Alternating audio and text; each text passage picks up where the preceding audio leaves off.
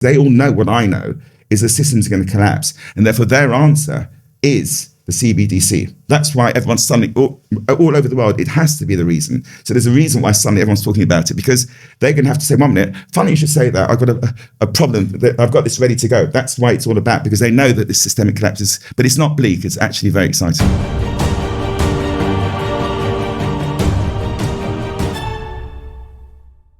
I mean, it sounds like a theme of this conversation is that the people who are most attuned to the needs of others, the kids in the dorm room who decide that a way to link up your old friends from university is a great idea for a social media platform, or a group of people in Totnes Town Hall deciding that their fruit and vegetables should stay within the local community, are the people where the good ideas are coming from, and actually giving people who are megalomaniac individualists, being overinflated by the money of others and the kind of godlike faith that many have in them is driving us towards kind of insanity. That does seem to be something that we're emerging here as a kind of idea, is that perhaps if we could redirect the power to create and devise new ways of living to the people who understand most vitally what it is to live in a small community, whether that's a dorm room or a Totnes, then maybe there is some hope there.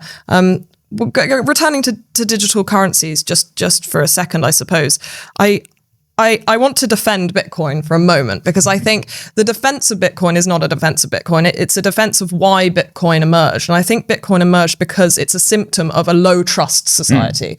And I think that is the next question here, is how do we move from what is obviously a very low trust society to one that we all want to live in, which is a high trust society? What are the motions we can put in play to get us there? I should say, I don't necessarily disagree with you. I think the underlying idea behind Bitcoin, the underlying technology, which is this idea that a system of trust that you can 100% rely on because it's sort of mathematically guaranteed, it's brilliant. I mean, the technology, it really does work. There's lots of computing power and sort of carbon emissions that come along with it, but they're being solved separately. The idea, in theory, is brilliant. It's the application that hasn't really worked out yet, and I would probably say more work needed to be done on that front.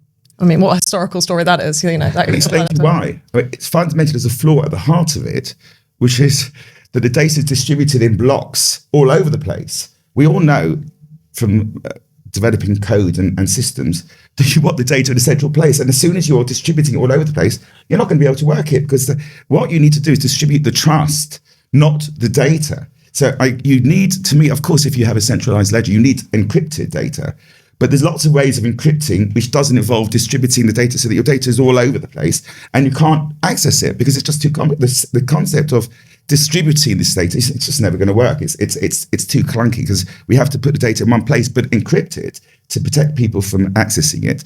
And once you've got the data and everybody's talking the same language, you then can build the trust by having not a theoretical trust protocol, which is something which no one understands, where the trust protocol is, we're going to openly state we look after each other. We look after our family. We look after the community. We look after the planet.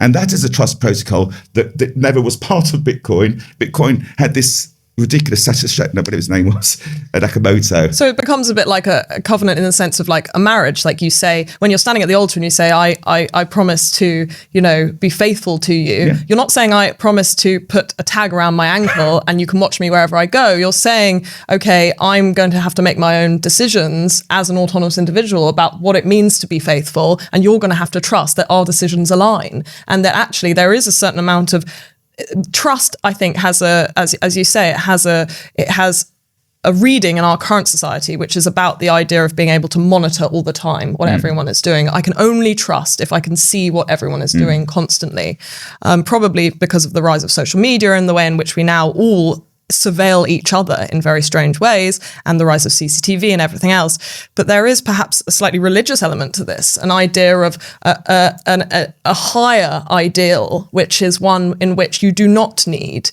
to be surveilled, you do not need to be tracked. You can actually base a society on a trust that is actually beyond an idea of what these technologies can give us. It's a very difficult question here, because it's fundamentally about the way in which we live with these technologies going forward. Yeah, look, the best way of preventing people misbehaving is if they feel they're accountable to other people. So if people are in the big companies, I was there myself. So I ran a large organization, and I couldn't transform it into a social purpose because our relationships were with large organizations that didn't want to change. Therefore, I couldn't change it. But the interesting, if you had when looking at suppliers, there were issues way along the supply chain where people are being abused. Where things go to China or things go to other places where people are being exploited on the fields and literally horrible things are happening. Now, if at the point when you were making a decision as to who to use in a particular supply chain, you had a television screen which showed you the way the women are being treated on the fields in these places, you wouldn't be able to buy that product because everyone said, 1 minute, I'm not going to be part of abuse. But what we do is we hide it. We say, oh no, it's privacy, therefore I can't really know what's going on. I can therefore sit in the ivory tower, actually damage people's lives and not have to think about it. And that's the religion. Therefore, we are responsible for each other. So the point is, the data has to be visible, but the mistrust is legitimate because we live in a society where the trust has broken down. So we need to rebuild the trust, and in that process, make things available publicly, but with the trust to support it. Because once the trust is there, once you know that information is going to be used to look after you, to ensure that the kids are protected, to ensure that girls aren't abused, all these things, then it's a positive use of but that involves building trust and actually back to your original concept of actually identifying our DNA, where we all are social beings and we do actually want to care for other people. We want to care for the planet. And that's a revelation, not an agreement. It's actually the way we are. It's understanding our DNA. I read the other day about a town in Ireland where the parents from the 6 primary schools had decided collectively that we're not going to let any of our kids have phones because this is, it's kind of a microcosm of the problem with digital technology is if my friend's kid has a phone, I kind of have to give it to them. They've decided collectively based on, I suppose, each other's trust and a sort of social understanding that they're not going to do that. And it just strikes me as a really actually innovative way of dealing with some of the downsides of technologies. You do have to have this sort of group agreement on that front. And so, the kids in this town, it's going to be an accepted thing that you don't get a smartphone until you go into secondary school. And that doesn't require a regulation, doesn't require sort of a technical setting in the app. It's just required a bunch of people to come together and make it. Though what it does require is a certain degree of retreat, which is the issue here. If you are a metropolitan parent and you are living in London, where every day your child will be exposed to advertising, pornographic imagery on the tube, or phones everywhere, there is no escape. So the question is here, how does that apply to someone who cannot retreat? Well, you describe it, that's the way we live, by the way. We never allowed our kids to have smart, even though the pressure came from peers in school, we said, no, we are going to, and there are a number of parents that adopted the same technology. But what's amazing about what you say, James, is the big tech companies, my wife tells me this, that the schools in California, they actually didn't provide their kids with technology because they knew the people like Mark Zuckerberg, they know what damage. I mean, he's been presented with all the data in terms of the number of people and therefore they actually look after their own. They don't have the technology at the beginning. So it's almost one rule for us and one rule for other people. But no, it's dangerous. And you have to, it's all about education. And when the time is right, you get, but when you're younger and you're naive and you've got to protect children because they can be damaged. But it's all about education and understanding our DNA and not being put under peer pressure to do what everyone else does, which is dangerous. So it's small acts of resistance here to start. Now, as I say, I think the system's going to collapse. I'm genuine. I'm very optimistic because I think this is going to happen. It doesn't sound very optimistic. No, it's incredibly optimistic. But what I'm saying to you, small acts are not going to happen. What we need to do is because of the fact that no one else is going to do it. So when I believe genuinely there's going to be systemic failure, which is the opportunities. What I'm saying, let's talk about this. Let's engage in these discussions so that when it happens, we've actually discussed this in a public forum rather than waiting until it happens. And then everything is 1, 2, 3. Okay, money stopped functioning. We've got to bail out all the banks. We've got to create I think, by the way, the CBDCs, that's what its purpose is. Why suddenly is everybody talking about it? Because they all know what I know is the system's going to collapse. And therefore their answer is the CBDC. That's why everyone's suddenly, all over the world, it has to be the reason. So there's a reason why suddenly everyone's talking about it, because they're going to have to say, 1 minute, funny you should say that, I've got a problem, that I've got this ready to go. That's why it's all about, because they know that this systemic collapse is, but it's not bleak, it's actually very exciting. Well, and I suppose those 6 families in Ireland will be very well placed if there is systemic collapse, because their kids will not be hooked and on iPhones and be a kind of enslaved to them. So I just want to get a sense from both of you, actually, because I think you share something very interesting, which is that, Philip, you've worked in business but you've also resisted what you consider to be the kind of perils and evils of that world. And of course, James, you are constantly having to engage with these technologies while also, as a kind of critical journalistic mind, deal with the potential implications of them. How do you confront and navigate that duality of being someone who understands this better than potentially anything else in your life, and also trying to toe the line of knowing where the guardrails need to be?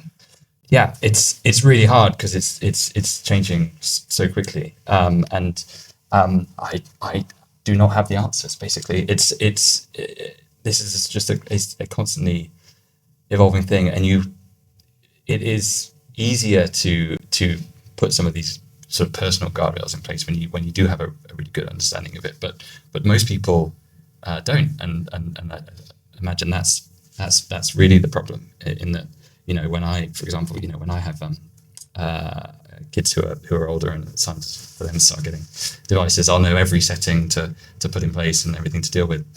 We don't understand that on a sort of society basis, and so we have to end up with these sorts of rather novel solutions. Do you see yourself as someone who has to bring that information to other people? Is that part of your job, do you think? Yeah, I mean, I think absolutely you want to be able to keep people abreast of a lot of these developments, and a lot of it is there's a lot of good work going on in government and by regulators about dealing with this stuff as well. There's a huge amount of stuff on the statute book that's going to sort of change how social media and some of these more addictive technologies do run all of these. That's the aim of it. So we aim to sort of explain that. Philip, you have found in the world of business a way through to actually be someone who's thinking about the deep nature of what it means to be in a world that lives with capital, but also can exist outside of it in a kind of spiritual, soulful sense. Do you think there's hope? I sense that you're the optimist here. Is there hope for a future where we can feel the same way about technology? Of course there is, no question. We live in very exciting times. So as you say, I employed hundreds of thousands of people. I tried to convert the business into a social purpose, could not, because of when you're within, it's interesting, James, when you're working within the system, it's very, very hard because we all have constraints. We all have people that we have to answer to, and we're not genuinely free because it's complicated. I'm working with a number of politicians at high level, and they are constrained, whether you like or not, because they are part of the Labour Party, part of the Conservative Party. They are restricted in what they can say and what they can do, and therefore they are not free. They're not able. A lot of them are very idealistic. They want to get it right, but they can't. So what I realised has to happen is you have to get somebody from outside the system. That's why all those interests have sold. I've sold all my commercial interests. I'm now in a lot of very exciting technologies, fortunately, thank God. But they're all purpose-led. So we're running these organizations to look after people, to look after places. We're not driven by money. It's a completely different, and all the businesses that we're operating are completely, so suddenly I'm able to look at the world through this lens. So the answer is yes, we need people to step out from within and to start to address these issues, and then to get people almost to jump on the bandwagon, because it's very, very hard from within any organization. As I learned for myself, I couldn't do it within, so I had to step out, and then suddenly I'm freed. And suddenly, the last 2 or 3 years, since I haven't had the burdens of being part of the system, where I've got to worry about losing clients, I've got to worry about the contractual side. Suddenly, I'm free and able to speak, and that's why what I love to do is to start to get people engaged in a discussion that actually starts to change the system. But it has to happen from outside. And in fact, all the 70% of small family businesses are in a perfect position because they've got clients that they have to be careful of. But fundamentally, there's more autonomy there, and we have to start to get a conversation going about an exciting future. I feel compelled to say I am an optimist about technology. I mean, if you look at COVID and the way that we would have dealt with that without the internet, we would have been in a lot more trouble than we were. Absolutely, there are huge benefits that AI and sort of instant access to information, all these things the internet offer, the human brain is sort of struggling to deal with some of the downsides, I think. And I think there's a sort of society-wide conversation needs to be happened about how we mitigate that, basically. Sort of double-edged sword at the moment, and we want to accentuate one edge of that. Navigating that is obviously going to be the challenge of the next 10, 20, maybe 50 or 100 years. But I suppose what this conversation has at least brought me some optimism about is that, yes, the human brain might struggle to navigate technology and the future of technology, but it doesn't seem to struggle with navigating the benefits of being a human. And if perhaps we can kind of bring conversations back to that when we're talking about technology like we have today, then there is hope.